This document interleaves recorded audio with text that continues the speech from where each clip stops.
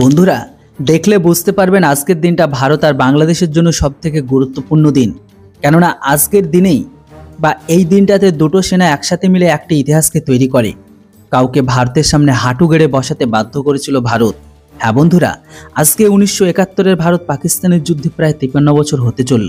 আর এই দিনে মানে 1971-এর দিনে ভারত পাকিস্তানকে কিভাবে তাদের সেনাবাহিনীর হাত থেকে বাঁচিয়ে দেশকে স্বাধীন করে দিয়েছিল সেটাও জানেন।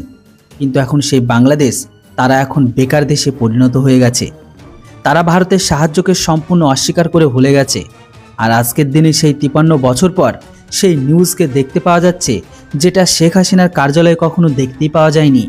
আসলে বন্ধুরা, লেটেস্ট মিডিয়ার রিপোর্ট অনুসারে ভারতের বিদেশ বিভাগ বাংলাদেশের ভুলভাল সিদ্ধান্তের কারণে বাংলাদেশ থেকে যে সমস্ত মাল ভারতে আসছিল ট্রাকে করে, সেটাকে থামানোর সিদ্ধান্ত নিয়ে নেয়।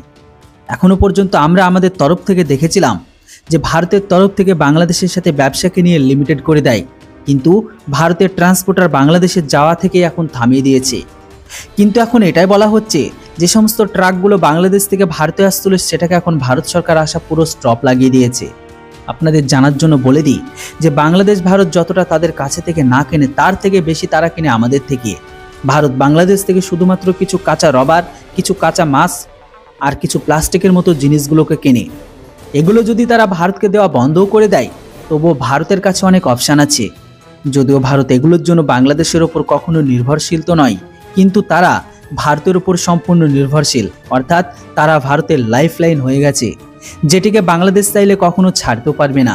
বাংলাদেশের বিদেশ বিভাগের উপর এত কঠোর অ্যাকশন এই কারণে নিচ্ছে, কেননা বাংলাদেশের অন্তরিম সরকার ভারতের উপর এই আরোপকে লাগিয়েছে যে ভারত বাংলাদেশের রাজনীতিতে হস্তক্ষেপ করে ইউনুসকে হটিয়ে সেখানে আবারও শেখ হাসিনাকে আনতে পারে।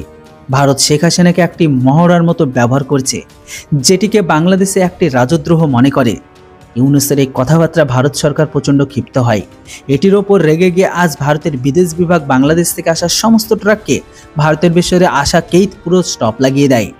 আর এখানে একটি কথা এটাই অ্যাড করতে চায় যে বাংলাদেশের ঘরের ভেতরে হিন্দুদের যে হোটেল আছে, সেই সমস্ত হোটেলগুলোতে গরুর মাংস তোলার জন্য সেখানকার কট্টরবাদী ইসলামিক ব্যক্তিগুলো বা জিহাদি মানসিকতা রাখা ব্যক্তিগুলো হিন্দুদের উপর জোর শুরু করেছে।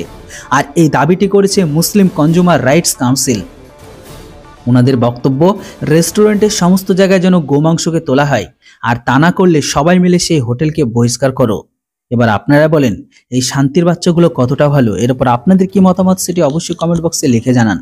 Thanks for watching. জয় হিন্দ, বন্দে মাতরম।